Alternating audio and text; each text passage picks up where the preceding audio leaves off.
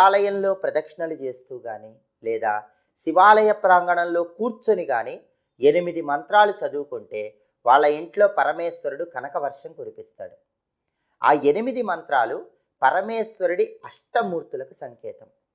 పరమేశ్వరుడికి 8 రూపాలు ఉన్నాయి, అందుకే పరమేశ్వరుణ్ణి అష్టమూర్తి అంటారు. ఆ 8 రూపాలకు 8 పేర్లు ఉన్నాయి. రుద్రుడు, శర్వుడు, ఉగ్రుడు, భీముడు, భవుడు, పశుపతి, ఈశానుడు, మహాదేవుడు అని పరమేశ్వరుడికి 8 పేర్లు ఉన్నాయి. ఈ 8 పేర్లకు సంబంధించి అష్టమూర్తి దేవాలయాలు కూడా భారతదేశంలో ఉన్నాయి.